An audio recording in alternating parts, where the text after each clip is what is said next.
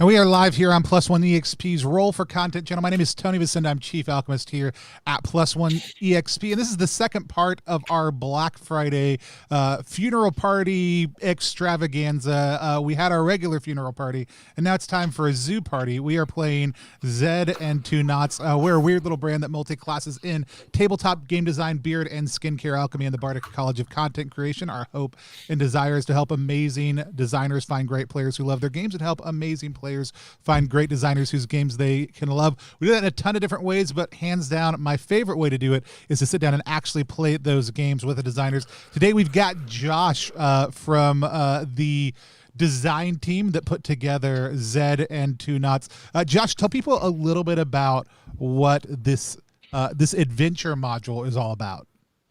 Okay, so Zed Two Noughts is a level 0 funnel specifically written for old school essentials, but it should theoretically work for any of the basic expert D&D types or anything that's similar in that realm. It was written by myself and Riley Coyote, and Riley kind of did a lot of the hard work on the bulk of the writing. I did a lot of the supporting writing and the layout design, and then we had Andrew Walter come in and do some absolutely fantastic illustrations for it. Gorgeous. But the idea is that similar to DCC, which it pays homage to, and The Drain from Mothership was another big point of inspiration. You're taking a handful of nobodies, these people that are pre-adventurers, and then running them through a meat grinder, so to speak. And at the end, they come out as sort of taking their first step into full-fledged adventuring. So being sort of like the inciting incident in their background that turned them from farmers and bakers into fighters and clerics and so on and so forth. Awesome. And we've learned a lot about you've gathered some details from everybody's parties, but just to give people a sample of the types of characters we're going to be playing. We each have 3 characters currently. We're about to have a 4th one in just a second. We'll kind of do that live together. My group as a whole are called the Buttercream Gang. They found that written on the side of a strange black rectangle that they couldn't possibly identify. There was some obscure and arcane language written down below that, but they have a leader, Trinket, who is a lawful goldsmith who really wants to be doing good works that uplift the community. Everybody else in the Buttercream game is an absolute shithead who just wants to rob and vandalize those same groups of people and just haven't told Trinket that. So in addition to Trinket, which let's go with Trinket, let's give her like golden locks, fairly fetching young woman who really just wants to do what is right and good. And we've got Paul, who is a trapper. He has 2 beaver traps and a book of local monsters that he's always talking about all the cool monsters he's fought. But he does it very slowly while reading out of the book, and he mouths the word as he reads to stay up to track on what he's doing. And we've got Nova, who is constantly seen juggling a small keg of black powder, and has a necklace made out of very interesting teeth. And so those are the members of the Buttercream Gang as they stand right now. And if you don't know what the Buttercream Gang is, you should Google it. You obviously didn't grow up in the South with your parents ordering a very specific type of family-friendly entertainment with very low production values, if you don't know who that is. But with that said, we always use lines, veils, and the X card here on the channel just to make sure the games are safe. We have a strong line against sexual violence, but before I hand everything over to Josh, just take us into the game. Is there any other lines or veils that people want to add, or does anybody need an explanation of the X card rules? I want to add a veil for path violence and giant spiders. Okay. There are no spiders in this adventure, for sure. And when I run things, I tend to keep it fairly PG-13 in general. I guess the big thing to warn against is, again, one of my lines is violence against children. The idea is that a lot of these level 0 characters that you guys are playing are young in some regard. But we've kind of scaled that up with the assumption that you're sort of in your late teens or young adults at the very least. And like I said, I'm going to keep things fairly PG-13. Mine are all 8, therefore you can't hurt them. That was just a joke, people. They're not 8. They're all horrible teenagers. Not that teenagers are horrible, but they are horrible teenagers. With that said, just remember that those are living conversations. So if something comes up that you have an issue with, that's what the X card is there for. Feel free to use that. We can always add a new line or veil if we need to. Also, we use an open door policy, which I'm going to have to use in a minute because I've been streaming for almost 2 hours now, and I need to go get a beverage. So I'm going to hand things over to Josh in just 1 minute, but at some point you might see me slip away to check on my children and get something to drink and be right back. But it just means we're normal human people with normal human needs, but we'll also probably take a break about 2 hours in to give everybody a chance to get up, stretch, move around. Josh or I will call that sometime between an hour or an hour and a half into play. But with that said, Josh, I'm going to hand things over to you. Oh, also, if you're watching anywhere besides on Twitch, you should come over to Twitch. You should hit follow, and then you should hit !Z Party to get entered into a chance to win a copy of Zed Two Noughts. And it is ZOO because that's visually what people would probably see. Oh, no, it's just Z Party because I didn't put any O's in there because I didn't want any confusion. That's why I did it that way. All right, Josh, I'm going to hand things over to you. Okay, cool. So I think first things first, like I said, each player should have the 3 characters built, and we're going to kind of quickly build the 4th character on air live as a quick demo. But I figured it would be a good idea for everybody to kind of go around, introduce themselves in case we have new joiners, and then introduce the characters that they have already made before we jump into making those 4th characters. I mean, Tony already did theirs. Wendi, do you want to go first? Sure. Hey guys, I'm Wendi. I'm dead right now, and I've been called nobody worthwhile or important in any way in the gaming hobby by Nazis, and my characters are Jaden, they, them, and they are a beekeeper. They never take off their beekeeper clothes, and so you don't know what they look like. Pasha is a she, her. She's a musician with a huge afro, and she dresses like a hippie, basically from the 70s. And Wyatt is also a datem, and they are an astrologer who looks like a sham astrologer with uh, blue purplish robes with printed stars and a turban and heavy makeup and stuff like that.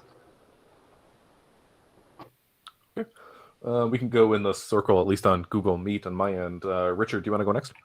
Sure thing.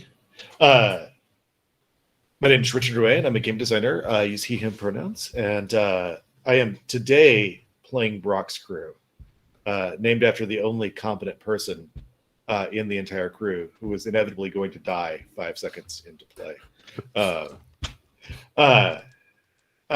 Brock is, well, we've not rolled up Brock yet, but Brock's crew are Livingston, who uses he, him pronouns, and is a burglar, and probably the nicest and also worst burglar in like a multinational area, with dexterity 6, and then Marin, who is an astrologer, much like Marin's colleague Wyatt, a muscle astrologer. Who knows whether any predictions will come true? But Marin is always sort of disheveled, really kind of sees people consulting on, asking for readings or consultations as a roadblock on the path to doing good astrology, and the customers keep interrupting like reading time. So Marin is always a little disheveled, a little put off by the need to like actually give people information. And Reed, who is a performer who is one of the greatest singers, one of the greatest singers. I don't know, maybe just in like a 1 block area, but a really good singer, and a really awful dancer. And guess which of the two he really, really wants to do? That's dance. And that's Brock's crew. We'll find about Brock in a moment. All right, and Jarrett, do you want to round us out? All right. Hi, I'm Jarrett. I'm still here from Funeral Party. And I like to break games. So my team, Swab, are little gnomes. They're all Smurfs. They're all wearing white pants or skirts or outfits, and the little hats. We have Sammy. She's a baker. I cheated and went ahead and rolled everybody up. Sammy, the baker. She's real philosophical about baking. She's not really good at the actual practical applications of baking. She's a know-it-all. Ren is an enchanter, and they also are not real good at the enchanting. This is a whole bunch of. We're not good at astrology. We're not good at baking. We're not good at enchant. I don't think we're going to make it very far, everybody. I pointed this out in the chat. I do want to point out that if all the astrologers we've seen so far are very strong, that could just be how astrology works in this universe. Like, we don't know. Strength-based astrology. Strength-based astrology. Do you even do star charts, bro? So Red has a blank spell book and has been in some trouble before. Avon is a trader, just kind of there. He's got a broken pocket watch. He always insists, it's right twice a day. We'll see how that goes. And then Baby. So I misspoke. I said that everyone in my group were gnomes. Baby is actually a human, but much like you call like a big guy tiny. Baby is the big guys. Also a beekeeper, and has this. In fact, it's the inner tattoo paper from Fruit Stripes gum. The gum that tastes really great for like 3 seconds and then I'm, why am I chewing this wax? But Baby insists it's a treasure map, like a Goonies style treasure map. It's totally not. It's just a lick and stick, rub-on tattoo. I hope Josh didn't have other plans, because I was going to go after that treasure map. Right. And that is the team Swab. Okay, I think that's everybody. So Zed Two Noughts. It's a funnel adventure, and that should be obvious at this point, but the idea is that each player is controlling somewhere between 3 to 5 player characters, depending on group size. If you have a larger group, like let's say 6 players, it's probably better to go on the lower side, and vice versa. We've also included basic character creation mechanics that sort of takes up 1 page and works in conjunction with Old School Essentials or your favorite basic expert rule set. So we figured it'd be a good idea to quickly go through how somebody would generate a character as well. And if you navigate to the itch.io page for Zed Two Noughts through the Afterthought Committee, there is a link there to a generator. If you ever want to play Zed Two Noughts on your own and don't really feel like manually making characters, it's a real quick, easy way to generate them for you. Now, for our new characters, with the exception of Jarrett, because they made all of theirs. So we have a real quick set of rules. Level 0 characters are very simple. They have no class. They have no very few hit points, very few possessions, especially in this particular adventure. So the first thing that we would do would be to roll your apprenticeships. Now, we've represented our level 0 characters in this adventure through the apprenticeship, and this is the background before they're thrown into Life of Adventure, and it sort of places them within their particular setting, giving them their role and some sort of related item to that task at hand. For Zed Two Noughts, we have 36 apprenticeships. So for those who need to generate new characters, we can start by rolling a d66. So that's 2d6 using a tens and a ones spot for those. Then you can either shout them out loud here, and I will tell you what it is, or all of you guys should have a reference document. You can look it up on your own and shout it out that way. I got a 52. 52 is the Sage. And with them, they have a Book of Arcane Research. That's my jam. I have another performer with a costume kit. I rolled a 46.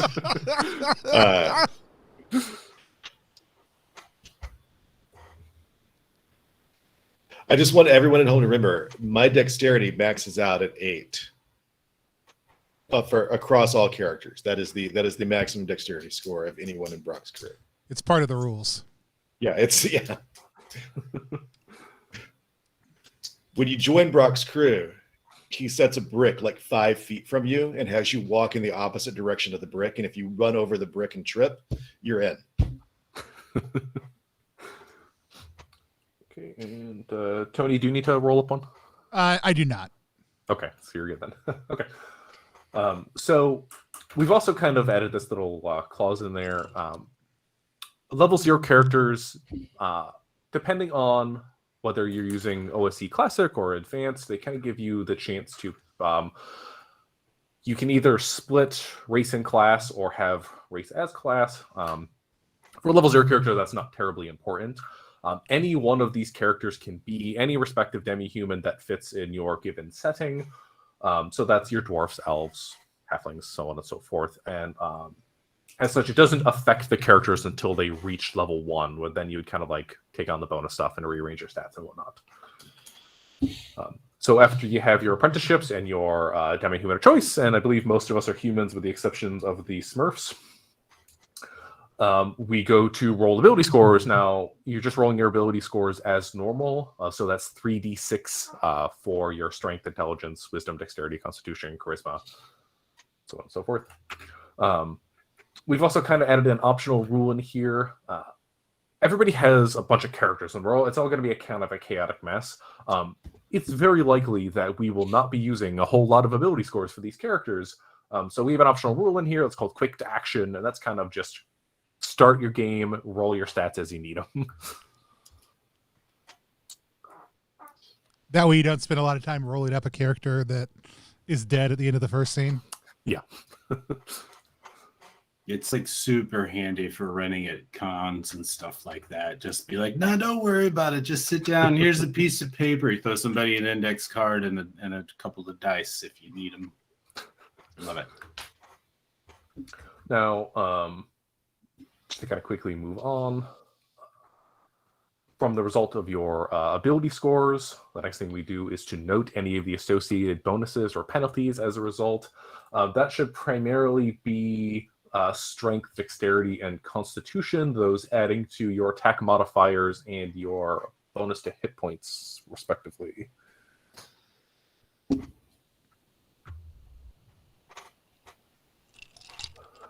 And again, that feeds into attack values, which is the next thing to worry about. So level 0 characters, we start assuming that they are normal humans.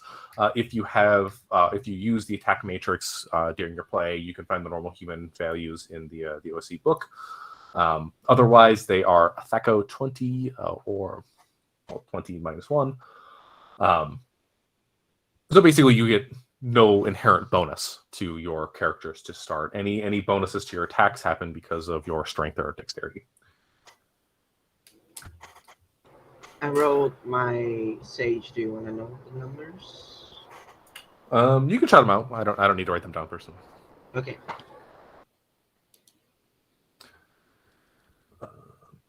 Okay, so the next thing is saving throws. Now, in BXD and D, saving throws are something that are given to characters by their class. Because we have no classes, what we've done in this case is simplified saving throws, especially because we have, 16 characters to run through. Not everybody is going to need the whole array of saves. So in this case, each level 0 PC has a single saving throw value, which we refer to as the SV, and that is of 14. And that's across the board: death, poison, paralysis, so on and so forth. It's always that 14 number. And then once you reach level 1, you receive your full array, and once you pick your class. Then after that, the next thing to do is to roll hit points. Now, this is very simple. All level 0 PCs start with a single D4 hit points, and then you add and subtract your con modifier from that roll if necessary. But regardless of your modifier, you at least start with 1 hit point, so you're not dying during character creation.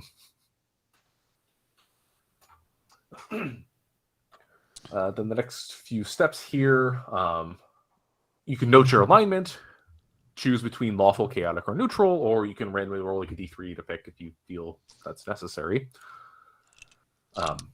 This isn't going to be super needed in this particular session, but you can make note of any known languages. It's just the assumption is that all PCs know at least the common tongue, and if you are a demi-human, you know your native language.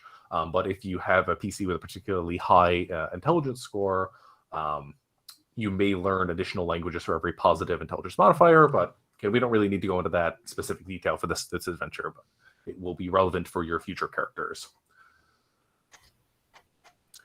Now, the last few things to do.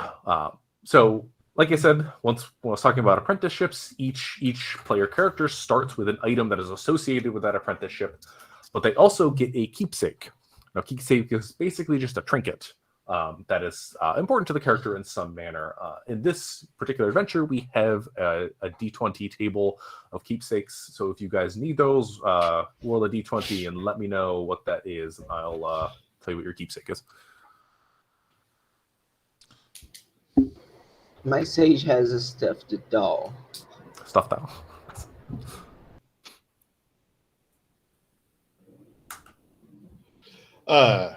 Brock has a lifelike drawing of a distant friend. Okay, and I think Tony and Jarrett have those already. All right. Now, if you were given any items that affect AC, there are a few backgrounds that give armor. It's worth noting that. Otherwise, you start with the base AC. If you're using descending armor, that is 9. If you're using ascending armor, that will be 10. We're going to be using ascending armor class for the session today to make my life easier. And note any changes from the armor based on your dexterity modifier. And the very last thing to do is to give that new character a name. Whether or not it saves them in the end is up to you. I don't have a last name.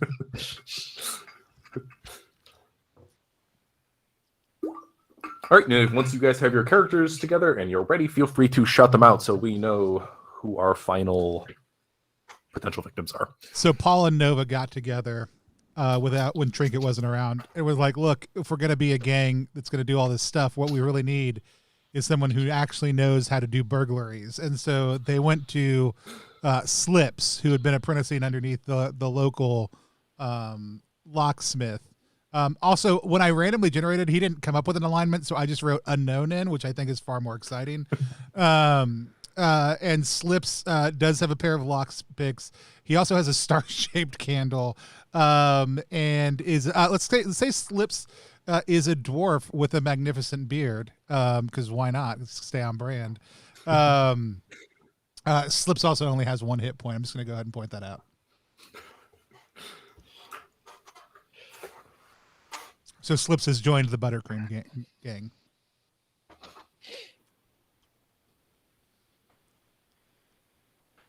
All right, Richard, your final character was Brock. Brock is the head of Brock's crew.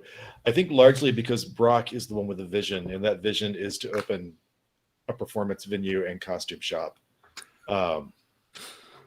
Which, sure, it's just a tent with nothing in it right now, but one day it's going to be a performance venue and costume shop. One day. Unless there's some sort of zombie apocalypse or something like that. All right, Wendi, how about your sage?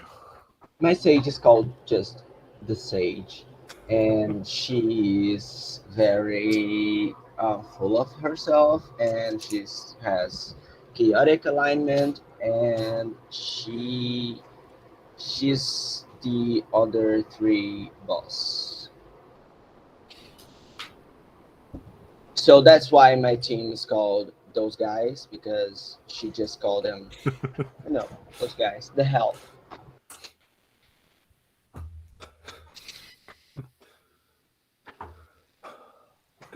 So now that we have our characters, before we start the adventure proper, it's worth noting that I will be doing everything in my power to simplify things as much as possible. Level 0 funnels can kind of quickly devolve into a bit of a slog if you have every single character rolling for every single instance.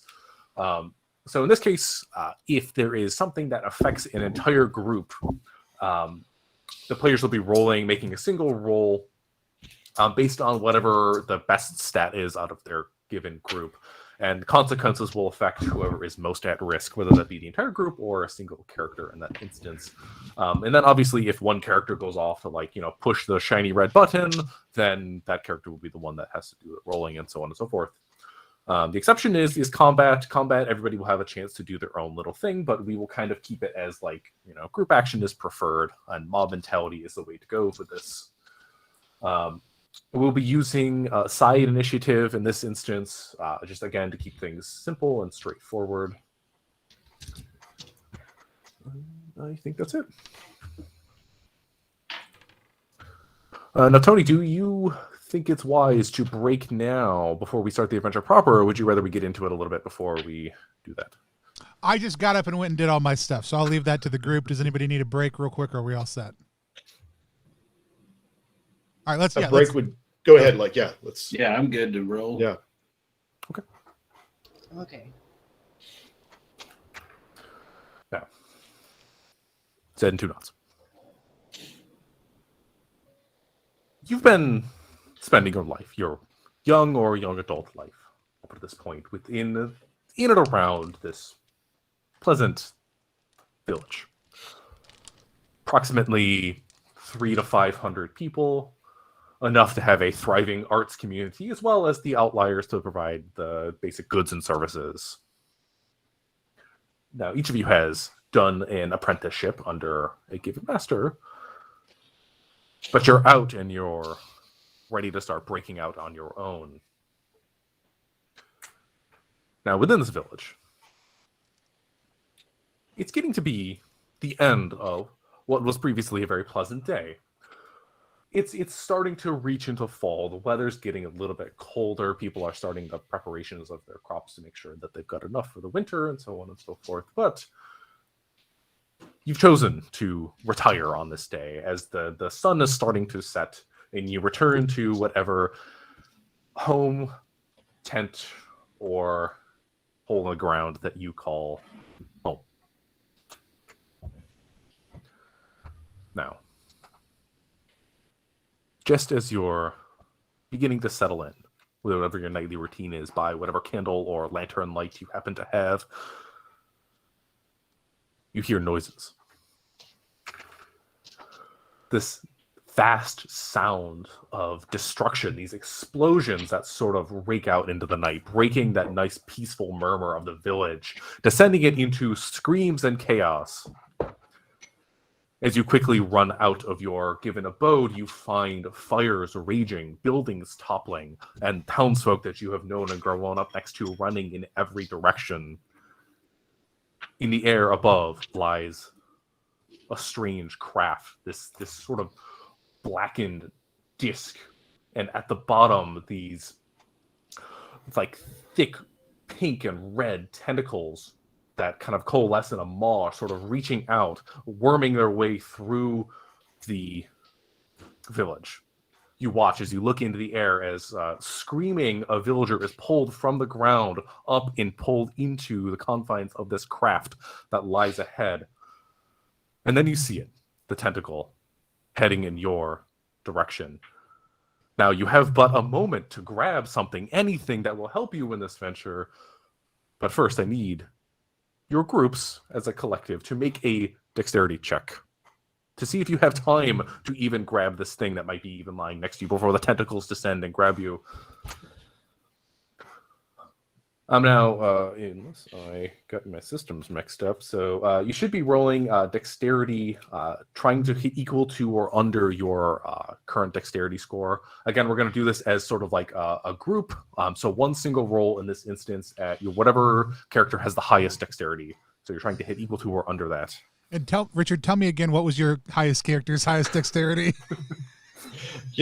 Tony, with my D20s, this is going to be doable. I'd say this is the perfect system for you. We're gonna find out if your D20s are actively fighting you at this point, or whether they just like low numbers. Right. I think. Would you like me to go first then? I would love you to go first. That is a 15, not under 8. That's not under 8. Of course. That's under the math I learned in Texas, so that may be wrong. That may be the highest Richard has ever rolled on stream.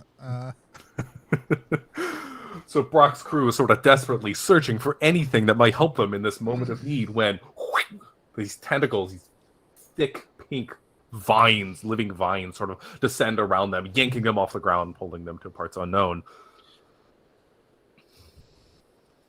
Now, how about you, Jarrett? What did you want to roll? The swabs, they live in a makeshift rehab caravan, and they hear the screams of the explosions, and they run outside, and they've because they're Smurfs. I mean, they've gone through weird shit before with that asshole Gargamel and all that stuff, which is why they hired Baby as their bodyguards. They push Baby like straight right up there. Baby 7 under 16 for Dex, and Baby just kind of just like bats it away like I'm good. I rolled a 9, which is well underneath it. We live in the abandoned creamery on the edge of town, and so we jump underneath one of the large tanks of now very, very curdled cream that is on the edge of the building, and we dodge out of the way of those tentacles. Jarrett, sorry, was yours successful? I had my cat slam into the door as soon as you. Yeah. Baby was adept enough to swat it to the side. Okay, perfect. I will come rolled back to the two of you. 5 under 18. Oh, 18's and are my cat stole my die, so I think that's a bad omen, but whatever. Okay, so Jarrett, Tony, Wendi. Each of your characters has just enough time to grab a single item that might be right next to them or something that they think is important in this instance. Anything that's reasonable that you can find in your given abode is fine, but if you can think of something, start shouting them out. And so just one item that you can add to each of your characters' inventory. Like I said, it can be an individual one for each of them if you think that's appropriate. Well, we have a big pile of wood staves because we've wood burning stove. So we've grabbed, my people will club up, so to speak. Club up, okay. So clubs all around. I think what we have is a pitchfork, 2 bottles of cream in questionable condition, and then I'm just going to call it generically a milking device. Okay, you may add those to your inventory. Set of tubes, set of udders, a pump. Very, very rudimentary milking device. Love it. All right, how about those guys? And those guys got a torch, a dagger, a bottle of poison, and pipe Okay. with some weed in it. Love it. Not pot, but some kind of weed. Now, despite the fact that you did have a moment, and even babies swatting away the tentacles, they soon descend upon all of you, again, wrapping up, sort of immobilizing. And even as you punch and stab, you might pierce some of the flesh, but it is not enough to let you go as you're sort of reeled back into the maw of this construct that lies floating above your village. You are swinging wildly, but you get just enough of a view to see the continued like screams and yells of your fellow villagers, as well as the fires that have started raging, and the steeple of the church that has fallen down and crashed upon the ground. Now, as you're reeled up into the sky, soon you're sort of pulled through these slimy, like circular tunnels, and that feeling of claustrophobia sort of sets in as like you're in the darkness of this fleshy tube that these tentacles are starting to drag you through. But after a moment, light appears once more, and with a thud, you land on the floor. Now, the first thing you notice, the floors themselves, they're warm, they're metallic. And as you glance up and look around you, you see the floor littered with confused townsfolk, namely those who we will be playing with. Again, they all look familiar in some form to you. Whether you've interacted with them directly or have seen them from afar in the village, you do recognize these individuals as being fellow villagers, all having been deposited now in this one room. Now, the room itself it's fairly spacious. Think 50 to 100 feet, circumference, diameter, whatever. However, this is unlike any room you've ever been in. Like I said, while the floors were warm and metallic, the walls are fleshy. Protruding from them are planks that look sort of like bunks, but they're sort of this fleshy scab-like material.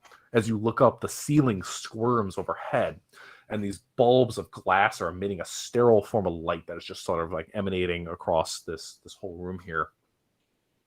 Now, surrounding the room, in sort of a clock-like, sort of like the numbers on the clock, are these bowls that are sitting on stalks that are rising up like 2-3 feet from the ground. And then to the north, along the wall, breaking from the flesh and pulsating of the wall itself, is a heavy metal door. Now, as you sort of collect your bearings, look around you, what do you guys do? So Trinket immediately yells, "Buttercream Gang, rise up," which is her call to action to tell them to help people around them. And she starts going to help some of the other townsfolk up.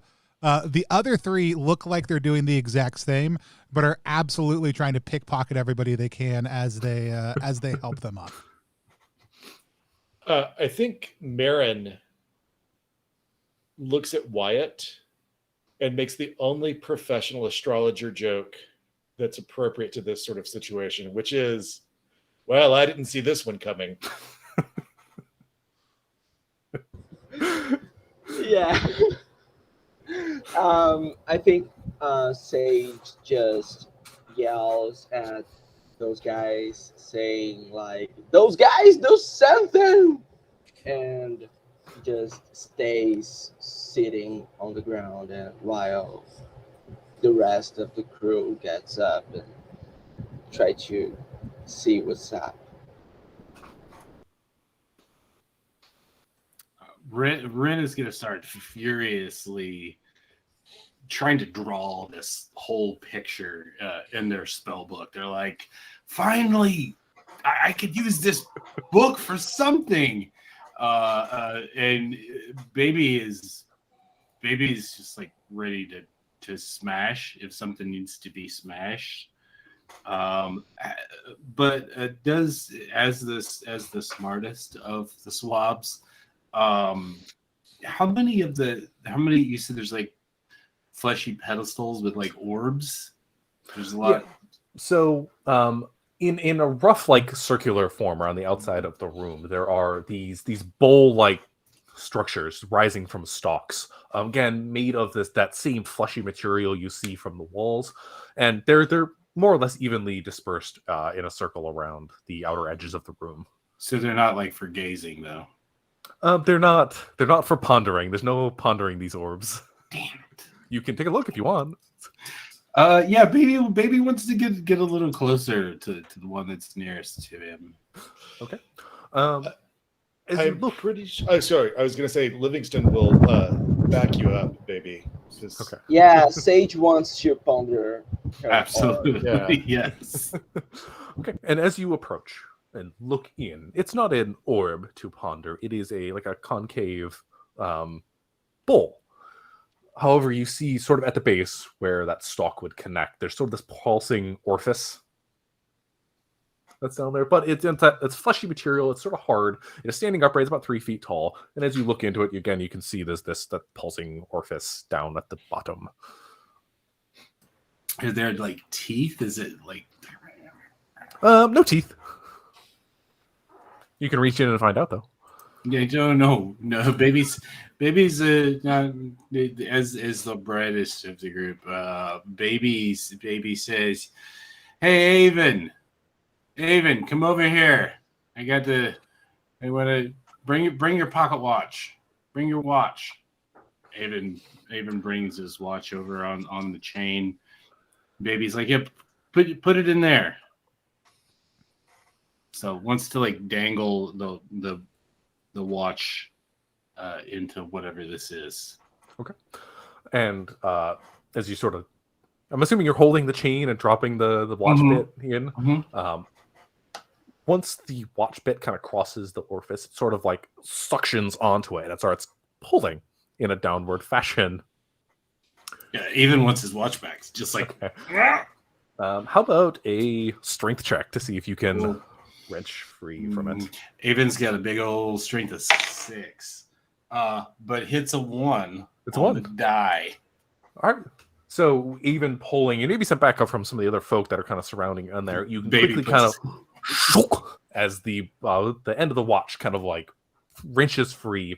It's a little damp at this point, but and you can kind of see that the orifice sort of pulses a little bit more frantically, and then kind of like calms down to its standard pulse. And what is it about the orb that's pulsing? Is it sort of like bloating in and out? So or? it's a more of a bowl on a stalk. Okay, yeah, risen up, and so it's in there, and then there's a little orifice at the bottom. That's the thing that's pulsing. Okay. Wyatt's gonna poke at it with the dagger. You gonna poke?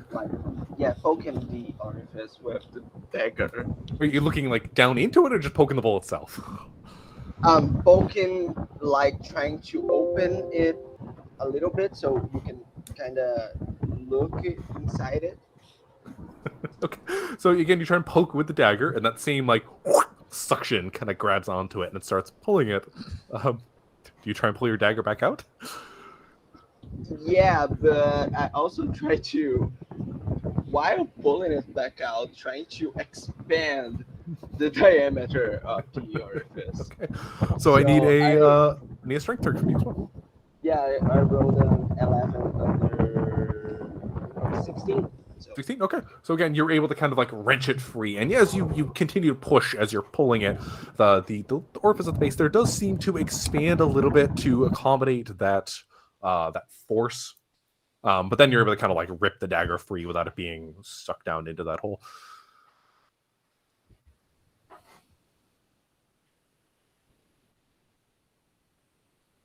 Can I see anything? A fleshy tube that goes down. Okay. Yeah. Okay, so I mean, outside of these bowls on stalks, like I said, you have those scab-like planks ejecting from the walls. There is that large metallic door, the lights overhead giving you that sort of sterile light kind of emanating down. And how dispersed are the fleshy planks or the scabby planks? they're not immediately like right on top of each other. Like I said, the bowls, there are about 7 of those bowls. The planks, there are more. They're more than members of the group. So let's say like 20, 25, kind of evenly dispersed, and again, in a circular fashion around this room here. And are they like at an even height?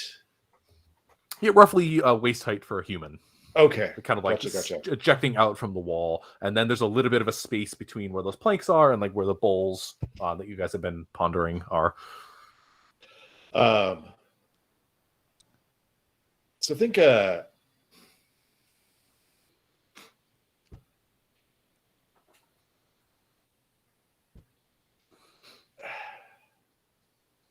I wish we had grabbed something on our way up. Like at least the vodka or something. The swab squad just kind of laughs. It's a practice Nelson laugh. Sage is just smoking her pipe. The pipe was hers, of course. So I think Livingston will wander over with like one of the screwdrivers from his lockpicking set and poke at like the scabby protrusion from the wall. Okay. So it's like I said, it's a plank, but it's fairly large. It's maybe like 2.5 feet wide, and maybe like 6 feet long. You poke it, and the tool kind of goes into it. It's soft. Yeah. It does not burst or anything like that. So.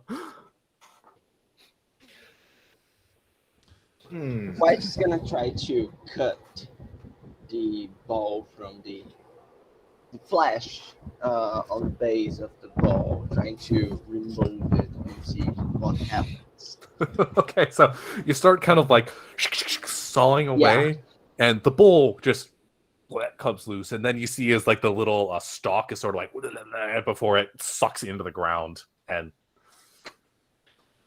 under its own suction force. Look, something happened. So when it goes like back into the ground, does it look like anything was there? Does it leave like any sort of indentation? So the floor itself is sort of the steel, this metal. It's not the flesh of everything else. So when it gets like sucked through, it sort of leaves a hole in the steel, and then this spongy like flesh material with a little bit of a hole left where the thing kind of receded into. But it's kind of like you took a toilet out of there and you left like the plumbing is just sitting there. Okay, so we can cut this stuff. So let's just cut it all. They abducted us. Yeah. So while everybody's cutting, baby being baby goes over to that steel door and does a quick knock and puts his ear up to it to hear his, just kind of like wants to see if it's hollow. Like, is there a handle or anything? So as baby walks up to the door, again, you see this. This is it's 10 feet tall. It's probably 8 feet wide. It's a large, thick steel door, sort of polished steel. No windows, no anything like that. It's sort of like you have the flesh on both sides and the steel door that leads up approximately to the ceiling. However, there's also this little like cutout next to it, maybe like yay high, yay big.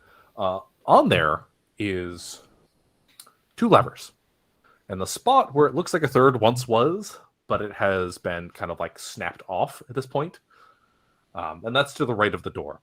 However, as baby goes up to the steel door, bang, bang, bang, knocks, goes to listen. How about you give me a D6 roll? Ooh, this sounds fun. That's a 2. A 2. As they press their ear up to the door, there's no response. It's the sort of like, again, the floor was sort of the warm steel. The door itself is a little colder, and it's kind of thick enough where you're not really getting a lot out of it after the initial bangs. Did we like? How did we enter the room? Like, I mean, remember the dragging process? Where did we come out of? So there were various points in the walls where the tentacles sort of like slurped through, dropped you off, and then it was like back up into that, and then they kind of like the orifices that those appeared from sort of sealed themselves back up. Do they correspond with where the fleshy protrusions are at all? Like, not like it's obviously it's a different spot, but is there any sort of correlation or connection with how we got dropped in? They seem sort of random. It's at various points on the wall, and you can kind of see where the orifices were in that little bit of flesh wall. But again, they sort of like suction themselves closed again after the tentacles had sort of wrapped you All right. and dropped you down. After I'm done pondering that orifice, I will. I'm gonna have a character sheet. Too many things I have to look at. I'm gonna have Paul. Paul's gonna like prod one of these fleshy, scabby protrusions with the pitchfork. Okay. And again, you prod the fleshy protrusion, and like one of Brock's crew had done previously. And again, the plank protrusions, they feel soft. It sort of yields a little bit. It doesn't like tear, but as you push into it, it's like putting a pitchfork into a pillow. Cool. And like if I run my pitchfork all the way through, does it just what happens? You can kind of pierce into it and like push through with a bit of hard, but it's this spongy kind of like, again, scab like sort of all the way through. Yeah. It's like a Tempur-Pedic mattress is probably the best way to describe it, Yeah. but made of flesh. Then if I want to rip that off with the pitchfork, like give it a big old heave and just pull one yank on that. And you can kind of rip and tear, and with enough ripping, you can kind of see there was sort of the steel or metal frame that made a rectangular shape that this scab material was sort of bonded to and across. But it's more like a hollow frame that you start to reveal as you're like ripping some of the scab off. Cool. I'm going to take some of that scab that I've ripped off and drop it down one of these bowls. Okay, so you put it in the bowl, and it's just, and it's sort of, you can kind of see the bulge move through the little tube that sits underneath it, bringing it to somewhere else. Oh, Baby has the bright idea that if we're going to get out of here, we're going to have to go through this door, or we're going to have to go through one of these bowls. And he picks up Avon. And he holds Avon beat up. And he slowly lowers Avon into one of those bowls. And Avon's like squirming, like, "No way, no way!" Baby's like, I've had enough. I've had enough of you. I've had enough of you people. Okay, so Baby lowers Avon into this bowl, and then you can kind of see as the orifice at the bottom starts to expand as you're shoving Avon's head into it, and eventually you can see it kind of seize around it and start the suction pull as Avon slowly disappears down the tube of this bowl-like structure. You can kind of hear them yelling and screaming as they're pushed through this muscular system-like tube until there is no sound. Oh, the sound stopped. Damn it. I was going to be Baby's first. I'm going to drop some poison on the bowl. After the one that Avon was bottle down? of poison. So you're going to pour it in the one Avon was in, or just another one? Another one. Another one? Okay. So again, you can kind of... Like, it's kind of simultaneous. Do you, like, drop the bottle down? Do you, like, empty it out? Do you put a couple of drops? I drop, like, half the bottle. Half of it. Okay. Poison's not acid, though. Huh. I was going to say it sizzles, but... so you can kind of see, as you put it down, the little drops as they hit it, that fleshy bit of bowl and tube is sort of, like, blackening and dying a little bit as the poison sort of gets into it. But with that amount of poison, you probably get maybe, like... the bottom of the bowl starts to blacken, and some of the tube does as well, but it remains fairly rigid and upright, and the orifice stops pulsing. Let's keep cutting. While all this is happening, Slips like gently caresses the milking machine that was brought with him and can't help but think about the amount of suction being created. All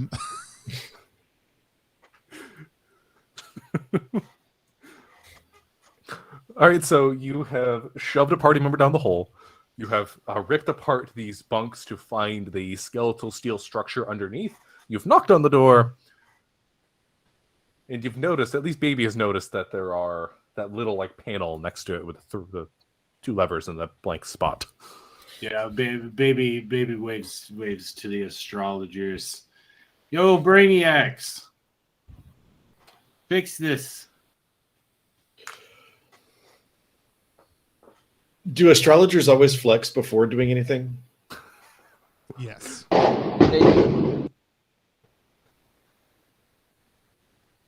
I'm sorry, there's fireworks right now. They're so excited about this live stream that they're like, you know what we need to do? Set up some fireworks. Fireworks, they scare away tentacle space aliens. It's basic science. Yeah.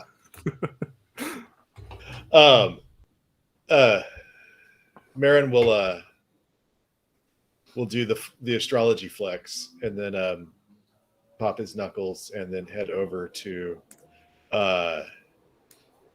look at examine the two levers.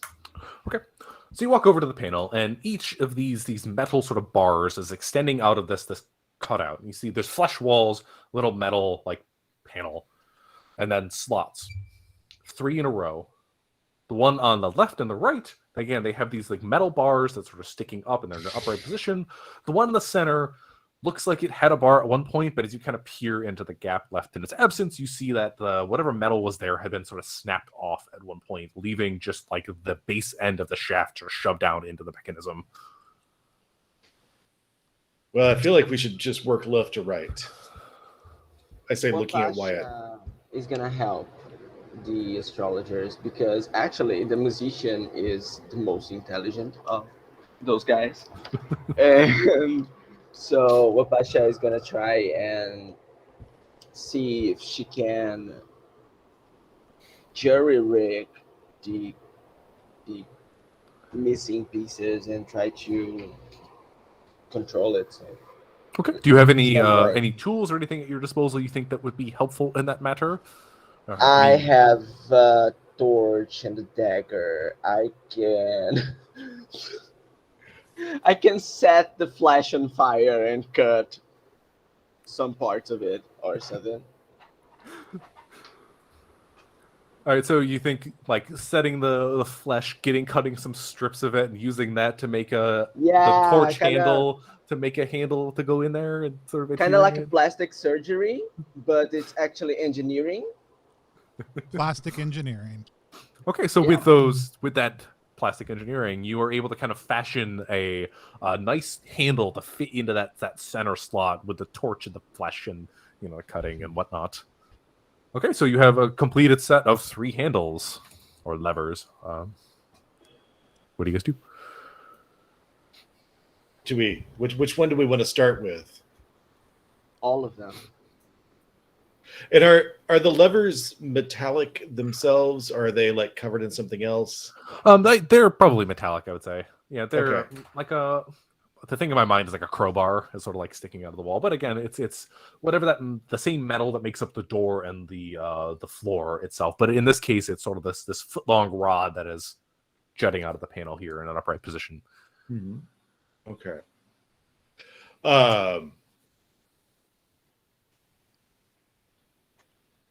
So I'm gonna Marin, rather not me specifically. Marin specifically is going to take the childhood stuffed bear that he, doesn't normally sleep with, but was just sitting on the bed when he fell asleep tonight. Before the tentacle monsters attacked, and that he brought with him, that he's had with him since childhood, just because, explaining to the bear why you're not hanging out anymore would be awkward. So he's gonna use he's gonna try to guard his hand with like the bear, Okay. and he's gonna pull the leftmost lever, Just the leftmost lever, correct? just the leftmost lever, Okay. lever. Okay. As Marin reaches up, bear wrapped in hand, grabs the lever, pulls it down. Does it stay down when pulled? Not by its own mechanics. So once you Okay. pull down, it sort of has that like spring loaded to push itself back up. So unless I hold it, it's just gonna pop back. Yeah. Okay. All right. So Marin uses the teddy bear, pulls the left lever, it goes back up. That's when you notice above the steel door, embedded in the flesh, there's this bulb of red glass as opposed to sort of the clear glass in the ceiling. As you look up to see the door, you see that bulb begins to emanate red when this blast of electricity juts out of the door and into Marin. Does Marin have more than a single hit point? Let me check real quick. Marin has 4 whole hit points. 4 whole hit points. All right, how about you make a save from death for me, please? And that's just I'm going to try to get equal to or over a 14, correct? Correct. All right. A 17. 17. Okay, so you're not free from damage. However, you only take a single point as this bolt of lightning kind of jolts into you and doesn't immediately fry you to death. So Marin joins the popular hit point total of 3, which the rest of the crew has.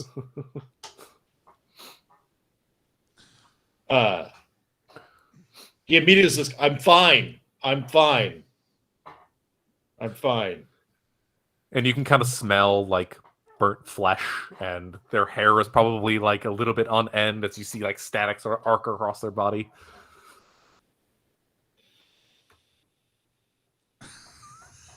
That's not what I predicted would happen. When the light above the door lit up, was it like directly above that lever, or was it just the light above the door? So there is a single, like, you notice it a little bit more at this point now, Right. as you guys have seen electricity shoot out of it. It's above the door. The door is about 10 feet high. That red bulb is sitting above it, sort of embedded in the flesh. Cool. And it's a similar color, so it wasn't like the most noticeable thing in the world, but the lever itself is sort of off to the right of the door and more at, like, chest level than elsewhere. Cool.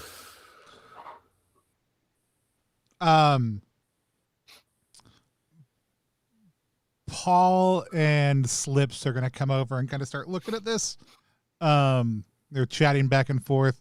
Slips is going to slide up and take one of the rubber tubes of the milking device and slide it over the next lever and pull down on it using the pressure of that milking tube. So you're pulling the middle lever, correct? Yes, we're working left to right, I believe. Okay. And which one was this again? The one who is pulling on this is Slips, using the rubberized hose of the milking device. Slips, okay. So, Slips, you're pulling this middle lever now is the makeshift one for the torch and the flesh and all that stuff. So you pull it down. It's a little harder this time than what you would see in the previous one, but it sort of slots down, and then again, it sort of kicks itself back up on its own mechanism. You see red bulb glow again. Another bzzzt of lightning. This time at Slips. Now, logic says you were using the rubber tube, but you were only using that to hold the... That's true. I don't know where the lightning came from. I'm just saying, Yeah. that's... So the lightning juts out of that bulb, and you're standing on metal floor. You're very grounded. The Slips have more than a single hit point. No, absolutely not. Slips has 1 hit point. All right, so save versus death for me. I don't think it's going to matter, but... I did not. Okay. So another jolt of lightning, this time hitting into Slips, who's standing at the center, having just pulled that. This bolt kind of like courses through their body, travels down again, grounds into the floor. They stand for a moment, and then bop, hit the ground, a smoking corpse. metal rubber sort of clattering onto the ground next to them. Cool. Livingston immediately yells out, "Not Slips! He was my favorite!" No! Paul leans over and looks like he's about to gently caress Slips, but then just starts patting down his body and removing all of his possessions. Wyatt is gonna just nudge Mary. I think Mary Yeah. is and they're gonna try to check the cards, what the cards say about the current nice, yeah. situation, because they're astrologers. They have to do this. Right. We're like contractually obligated. It's guild rule. And as you reach into that deck, you pull the card on top. It's the Tower. Oh no, Well, that's a bad omen. Well, it could mean something completely positive. Possibly. It could, but it couldn't. Right. Slips We should is double bad. check though. We should double check, and Marin will flip the first card over on his deck. This one, Death. See, that's just change. It's just change. It's just change. Yeah. We're about to get through this door. It wasn't like the Tower and Judgment. We're gonna get out of this. We're gonna be fine. We're like, in fact, I feel like things are looking up for everyone but the buttercream kids. Things are looking up. Okay, so you got one more lever to try. Baby, seeing this trying them one at a time thing, claps Ren on the back and is like, "Hey, Bren." Ren pulls their face up from their book and they, "What?" And Baby just says, "Go pull those first two at the same time." And Ren being a good friend to Baby, goes and pulls left and middle. Okay, and just those two. Just those two. We're dragging this out as much. Baby's like, "I got three more. I got three total. So 2 more shots."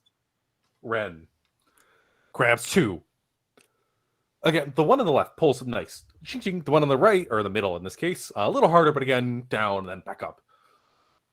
They both click back into position. Bulb lights up again. Both of electricity.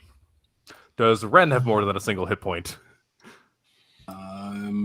Ren has 1 hit point. Ren has 1 hit point. All right, so that's not even going to save you if you make the death save. No. Well, they've got 1 hit point left. Oh, 1 hit point left. Okay. They ate that first hit point, unless they're taking like a D8 damage. Well, the bolt of electricity does more than 1, but Oh shit! Okay, yeah. So that's why you need to save to see if you only take one. Yeah. Oh, okay. No, that's a 4. All right, let's see how much that does. Oh, that is 4 points of damage of electricity damage. As it jolts through Ren. Again, bolt coming from above the door, goes through them. They're sort of jolt from the electricity before falling to the ground, smoking just like Slips. Marin just looks at the cards and it's just like, they're being really literal tonight. Are there like more villagers with us? In the event that you need more characters, yes, technically, but they are quantum villagers. They don't exist until they're needed. I imagine the astrologers are renowned somewhat in the community because they keep on being astrologers. Right. So people trust them. So Wyatt and Marion, they just look at a random villager and say, "Oh my God, the cards are calling you. They're saying you specifically should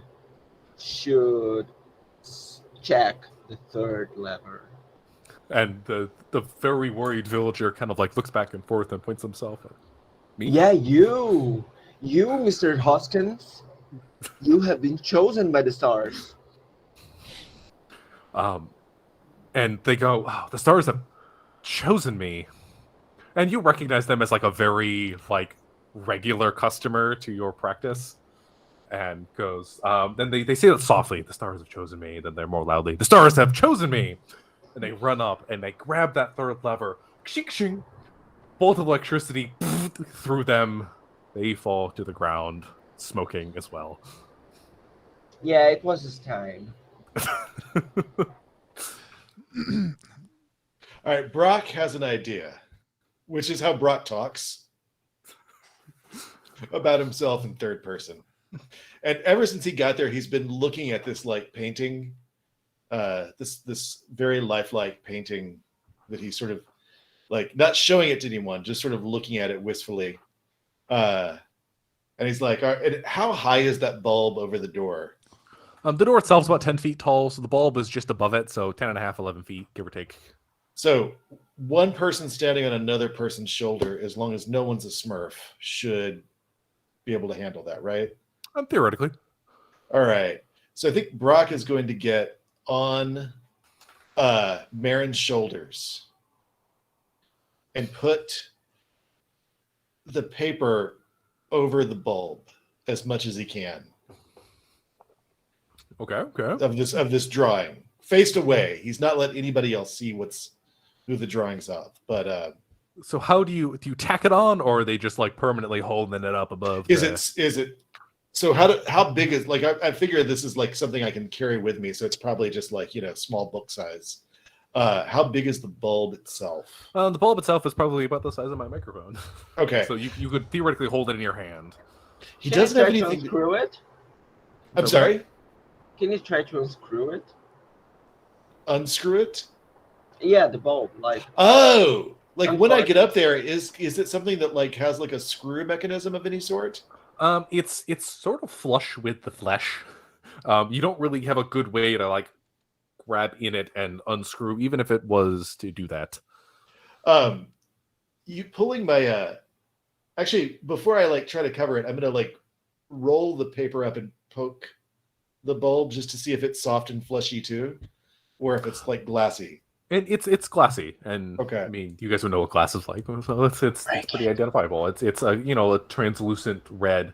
Inside you can see this sort of like what we would know to be equivalent to a filament that is sort of in there. There's this metal bit of spooled wire that's sort of sitting behind the glass of the bulb. There's a wire in here. Break it!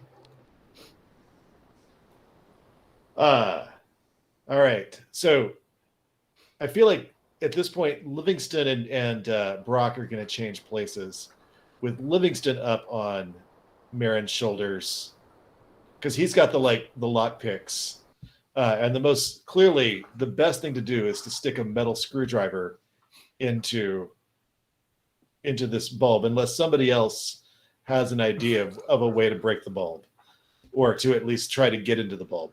I'll be using Baby just does this emoji. It's like, Do you want my dagger? yes, that would help. That'll be better than the. Take it. So Marin will get up on the shoulders. Livingston's going to get on Marin's shoulders. I really should have just with this set of names, I really should have just called them the lacrosse team. And Livingston will get on Marin's shoulders and use the dagger to like stab at the glass filament, or the glass with the little wire inside. Is your intention to break it? My intention is to break it. Okay. So I need an ability check from you. I'll leave this up to you, either strength or dexterity, whatever you think is more appropriate. Well, since this is Livingston the dexterous with a 6 dexterity, we'll roll strength because he's got a 10 in that, and he's going to fail no matter what he had used. Okay. So you take the dagger and you kind of like bing, and it doesn't shatter. You kind of see as the blade sort of like bing, careens off of the glass, it being a lot sturdier than you were expecting, and you kind of like wobble up on the top as you're standing on someone's shoulder. All right, it outsmarted me. Livingston said.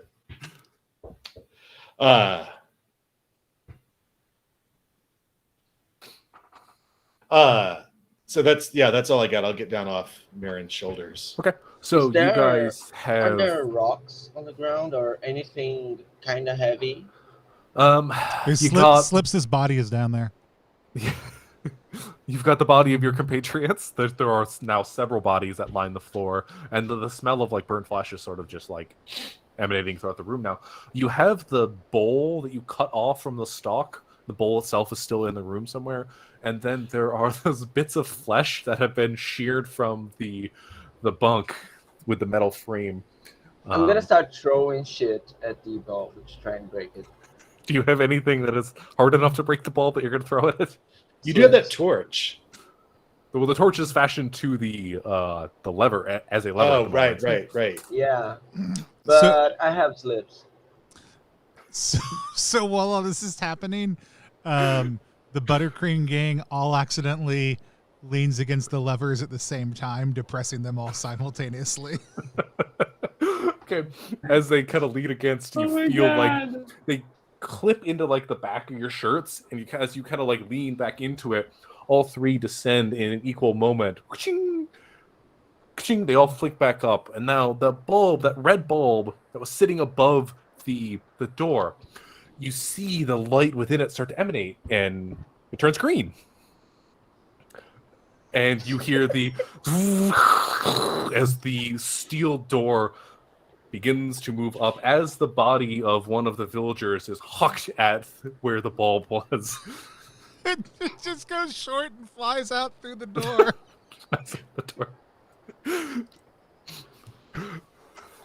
Like Slip's head hits the bulb, and then the body like doesn't quite make it, so the momentum just flips it forward through the doorway.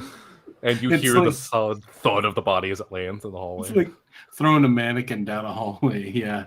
Like, boom, boom, boom, boom, boom. That's all is it.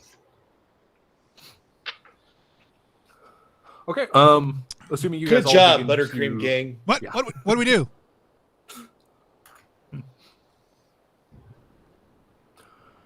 Okay, so if you guys want to file out into the next chamber, this is a good period of a break, but there's also another good period that would be about a half hour worth of play later if you want to keep going. We defeated the door. Let's go ahead and take a break. Yeah, now. let's go ahead and take a break. Yeah, I was gonna say that.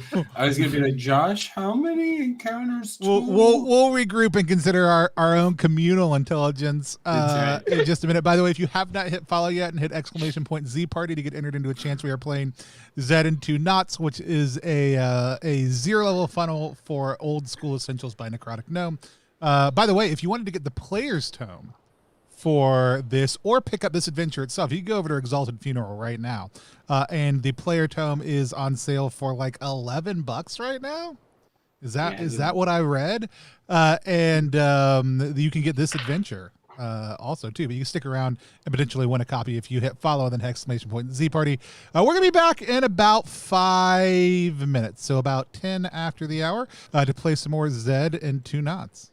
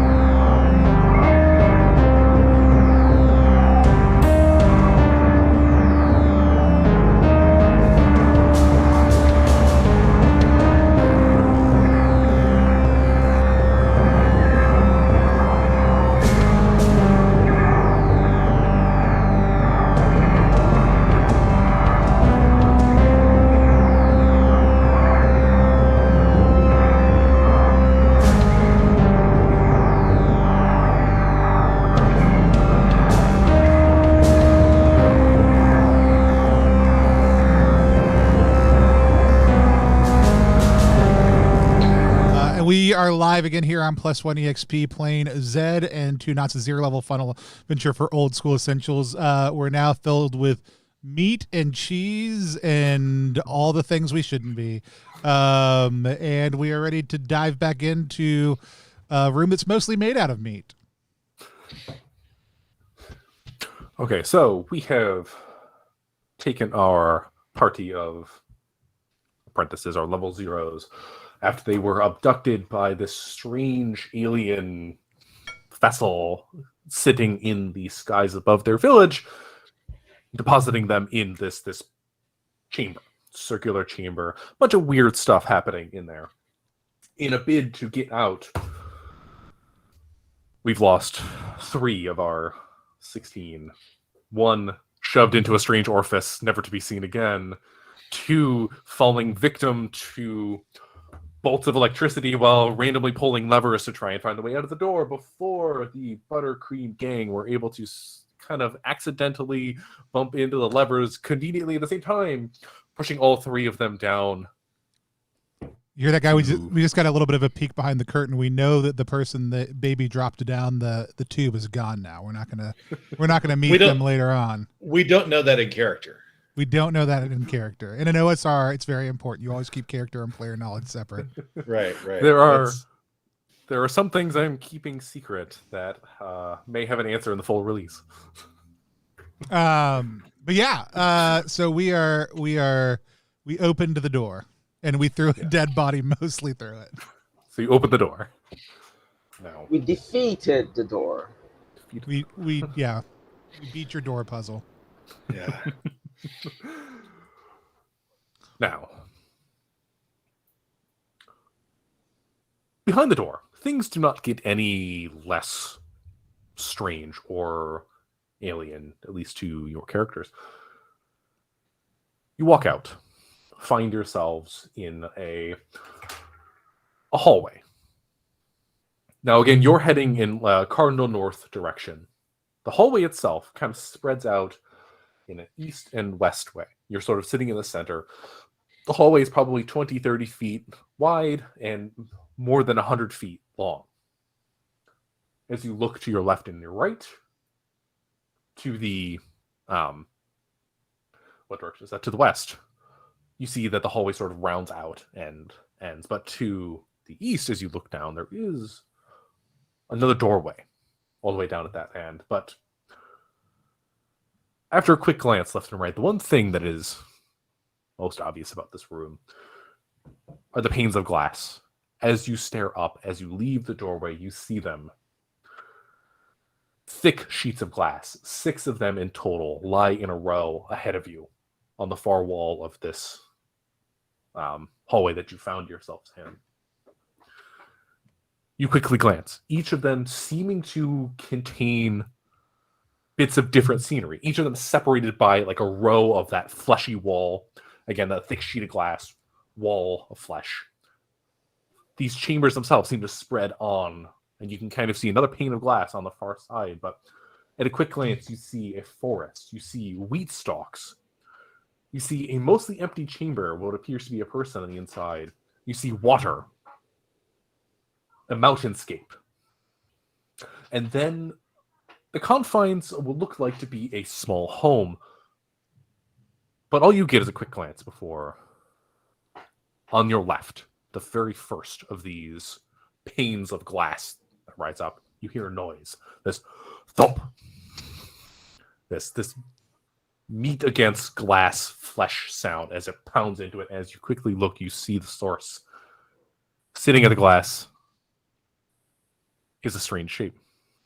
It looks like a pair of ape-like creatures, one black, one white, sewn together back to back in perfect symmetry. And as you watch, you stare them down. As you've exited this room, you're looking down at that far end of glass. Farthest one to your left, you see them in a fit of rage. They're sort of pulling themselves. They're trying to separate the seams that connect them to each other, but they're also pounding at the glass in front of them. That's when you see another BAM as they hit again. And you hear the and you see the spider web crack of the glass itself. And that's that broken the grass that's starting to the glass that is starting to crack is the one that they just hit. Yep. So, like I said, you've got 6 of these glass like chambers. Mm-hmm. So picture like an aquarium, something that we would recognize. But these sheets of glass that are impossibly high ceilings at this point, that rise upwards from that small chamber that you guys had started in. 6 of these in a row, each of them depicting a various bit of like a diorama scenery. It's the one on your farthest to your left, on the farthest western side in this case. Those ape-like creatures, again, sewn together, smacked into the glass once. As you exited, smacked a second time, hairline crack formed. Paul looks through the necklace of interesting teeth around his neck and tries to think if any of these look like the teeth in the mouths of those horrible beasts. You have one on your necklace that's this like pointed, like canine-like teeth. And as you look to see those 2 creatures put together, they're sort of rashing and then like moving about. But as they open their mouths, you do see some very nice pointed teeth. I've already got some of those. I'm not interested then. Do we see any ways to run, like open doorways or? So there are those 6 panes of glass, and then all the way to the east, to your right-hand side, you look and there's a doorway at the end of the hall that you are currently residing in. Let's run towards it. Yeah, I think this is bolt towards the door time. Baby picks Sammy up by the scruff of her Smurf outfit, and I was like, "Come on, little sister!" And like as quickly as possible, walking down, getting down there, away from the weird ape things. Okay, so as you begin, you kind of collectively look at each other, do the Scooby-Doo, and then turn to run. You hear one final pow as the creature hits the glass for a 3rd time, followed by the shattering and tinkle of glass as it hits the ground. As you continue, you turn to kind of look to see. It is silent for a moment after the glass sort of settles before you hear the collective roar of the 2 ape creatures as they burst forward from their cage into the hallway. They sort of slam into the wall on the far side. Now, you guys are a little more than halfway down the hall. I need you to roll initiative. Now, in this case, we're going to do side initiative, so we don't need to do D20 or anything like that. I just need one person to roll a D6. I got it. 01. Why did we ever let Richard roll that dice? I should have known better. It's technically a die, Tony. A die. Wow. Wow. You just got beaten it. Wow. Wow. Where did my... See where I come from, 1 goes first. 1's first. Oh, because that's where you start it's counting. 1, You don't 2, start right? counting. You look at 10. Yep. I think I might be one of the only GMs who does that in the world. Everyone else is like, higher's better. I'm like, whatever. All right, so I rolled a 3 in my initiative, so the apes act first. Now, again, I'm going to try and keep this as simple as possible. Combat's going to be a little abstracted. I'm not going to really track specific distances. You guys have a little bit to run, but these apes are going to leap at you and begin to smash what they can find. Now, the way I'm going to do this is basically just randomly roll to see who they attack, roll to see if they hit you guys, and so on and so forth. So as the ape sort of leaps down the hallway in this great bound, surprisingly coordinated, the fact that they're kind of sewn together, it lashes out. The first one is going to attack those guys. The second swing of the arm is going to attack Swab. And so what was all the first one? So against those guys,